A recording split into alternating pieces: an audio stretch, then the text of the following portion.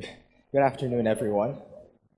My name is Ronnie, and I'm from class 11-3, and I am really honored to be given the opportunity to speak in front of all of you today.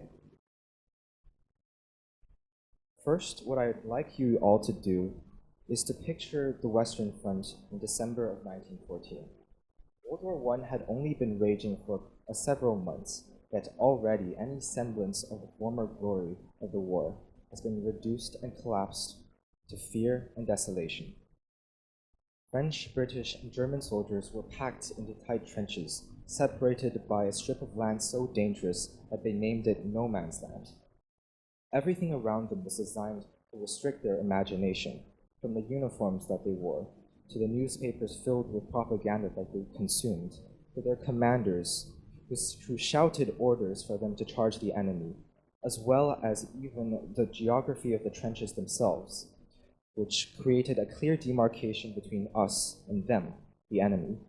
However, on Christmas Eve, something unprecedented happened, which is German soldiers began to sing the Stille Nacht, or the Silent Night, and upon hearing this melody, French and British soldiers from across no man's land reciprocated and joined into the song. This spark of shared culture then prompted an even deeper, even more daring exchange. Soldiers from both sides of the trenches climbed out and began to exchange food, photographs, even burying their dead together, and also playing football together. And so, for a few hours, no man's land became every man's land. This happened because the soldiers were able to see past the rigid categories that war imposed upon them, to recognize the people behind the uniforms, and to see who they truly were, and in turn, see themselves reflected in their faces. So the entire machinery of war depended upon the soldiers not making this recognition. However, unfortunately, the war did not end because of the troops. Military officials were really quick to adapt and prevented any further instances of fraternization. But this piece of history still shows a central paradox of empathy, which is that empathy can be powerful enough to interrupt hatred during the full-blown force of a war. However, if it is only restricted to a moment, to an instant, it is not powerful enough to reshape history and to change its course. Which is why I'd like to raise the question that I'd like to answer today, which is, what happens when empathy is not limited to the moment? And I believe that history presents us with the answer. I think that human progress is not just a story about larger states, or more powerful weapons, or more advanced technologies. Instead, it is also about the story of an expanding moral imagination, humanity's growing ability to see itself reflected in others. Before empathy became a moral ideal, it was a survival strategy. Early humans were not the fastest or the strongest of creatures. They did not possess claws or venom or shells to protect themselves. An individual human on their own was wholly unimpressive. And this vulnerability is perhaps best encapsulated with the image of a human infant. Whereas a newborn horse could stand within hours of its birth, a human infant cannot defend itself, cannot even walk, and cannot feed itself. It is wholly reliant on other people recognizing its needs and choosing to respond to it. So this created the first condition by which empathy evolved: dependency.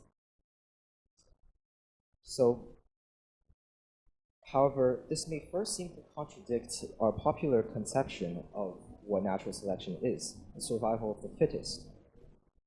As evolutionary biologist Richard Dawkins explains in his Selfish Gene, if evolution has pushed people to only pursue their own self-interest to the detriment of others if need be. However, the reason why empathy developed was because it was an essential tool of survival. First of all, Kin selection could explain why individuals would care for the members of their own family, because they would be essentially protecting their own genes. However, human cooperation had to go far beyond that, because survival depended also on social intelligence. In game theory, the prisoner's dilemma produces a mutually destructive and detrimental results for both parties involved because of two elements. One, because the two parties are not allowed to communicate or understand each other in any way. And two, they're restricted to only one single instance of interaction. Human beings were able to break free of these constraints by developing this very social understanding, as well as building gradual reliability and trust over time throughout multiple interactions.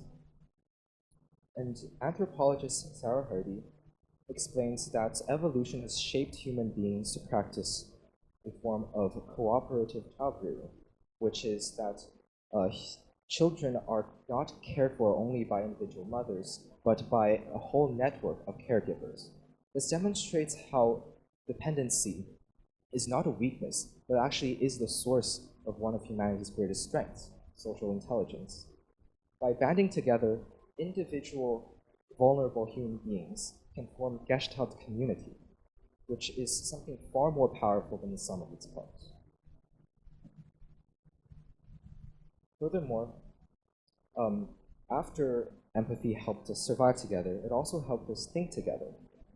Language is so familiar today that it often makes us feel like there's nothing extraordinary about it. However, it is. Just think about it. I am able to stand here and draw from invisible concepts in my memory or desires or imagination and turn it into sound, which then moves across the room to enter your mind, forming meaning.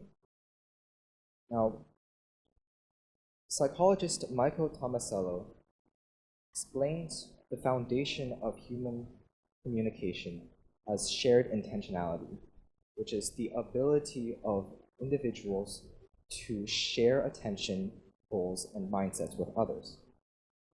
That is the very ability through which language evolved, allowing us to turn one person's fear into our own caution and another person's memory into our own knowledge. Thus, empathy was able to incorporate not only emotional sensitivity, but active perspectives taking, and that was the foundation by which culture developed in the form of stories. Stories allow us to understand an ancestor that we will never meet. Stories allow us to understand the consequences of a mistake that we have never made. And stories can let us live lives that are not our own. Thus, language imbued empathy with structure and temporal continuity.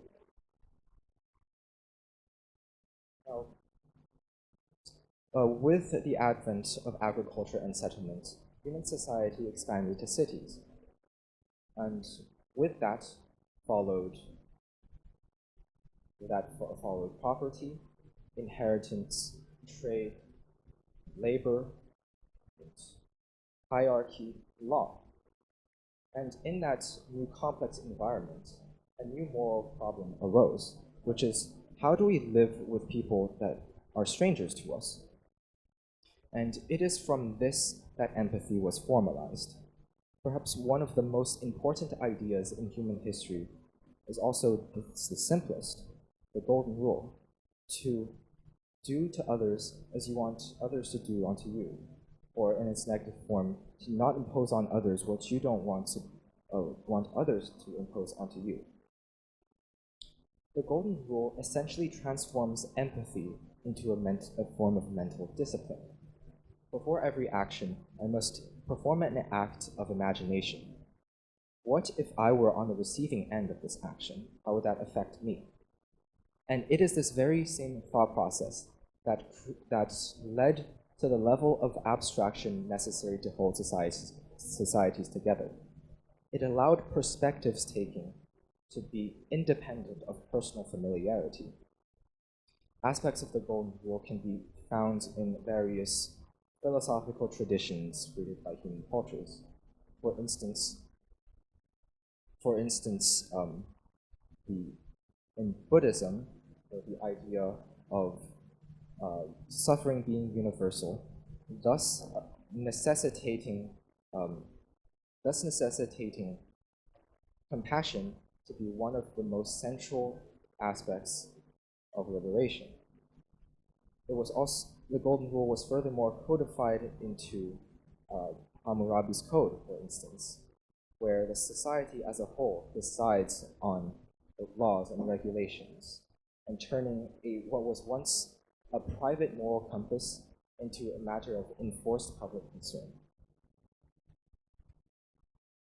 Now, as civilization continued to expand, industry and global commerce connected us on a wholly unprecedented level. On the one hand, we became more individually independent and mobile, but more tacitly and collectively dependent. Take your phones, for example. They may seem like individual objects that just belong to you, and that's it. But underneath this appearance of familiarity lies an entire map of human interdependence and people that you will never meet. For instance, miners that had to collect the rare minerals and laborers who assemble these components, engineers who design the electrical circuits, programmers who created the code for the phone, and logistics personnel who transported all the materials, and of course, consumers who formed the essential demand that allowed the entire endeavor to be worthwhile. Thus, in Adam Smith's The Wealth of Nations, he explains that material efficiency stems from a division of labor, with each person pursuing to the best of their ability their own self-interest. However, Smith was not only a proponent of pure self-interest, he was also a thinker of empathy. In his other work, The Theory of Moral Sentiments, he maintained that social harmony had to be maintained, had to be enforced through compassion, what he called sympathy, the extension of empathy to people even that you don't know. If this recognition of moral worth were not achieved, then the result would be alienation. In Marx's critique of capitalism, states that workers are transformed into their utilitarian purposes and not seen as human beings at all, but only tools. And from the shared recognition, from the shared experience of the struggle, arose class consciousness, and in the real world, materialized in the form of labor unions and reform lobbyists, which then prompted change to return society to an equilibrium. Thus, even in our interconnected world, reality can be deeply cruel if empathy is not maintained. We must see beyond the materialistic supply chain and understand the souls that make them. As modern politics developed, the concept of the nation is probably one of the most significant effects of empathy and products of empathy. As historian Benedict Anderson says, a nation is an imagined community of millions of people. It's a collection of people who will probably never meet each other, but still has enough emotional depth to mourn together, to go fight together, and even to celebrate together. And the power of nationalism can be seen throughout history. In the French Revolution, which completely transformed not just who ruled France, but the underlying self-conception of the French population, as they saw themselves not as subjects of a monarch, but furthermore as parts of a larger, more abstract entity as the people with a shared common goal and ideals of liberty. So nationalism, although it is really powerful, can also present one of the greatest dangers of empathy, which is where we draw the line. We can draw a circle between us, and then in so doing, exclude the other. The same process by which we humanize citizens can dehumanize a foreigner. And that is why the circle of morality has to expand until there is no one else being left out. Now, human power has reached a global level, yet our morality still needs to catch up to that scale.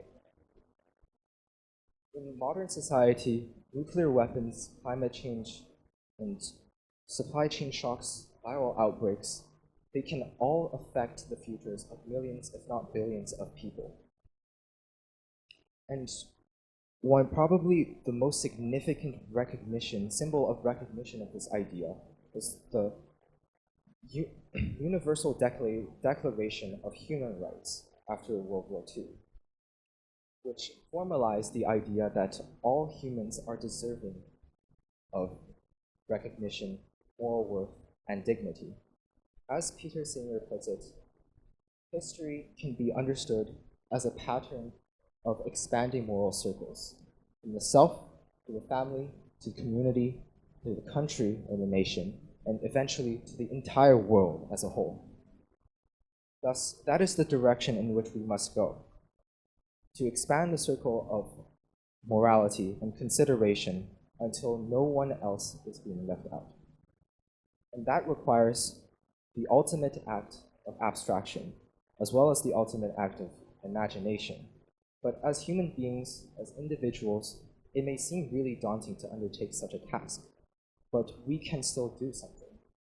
Because imagination doesn't come from nowhere, it comes from what we know. And how do we expand what we know? We learn more, we take on new perspectives, we understand the world.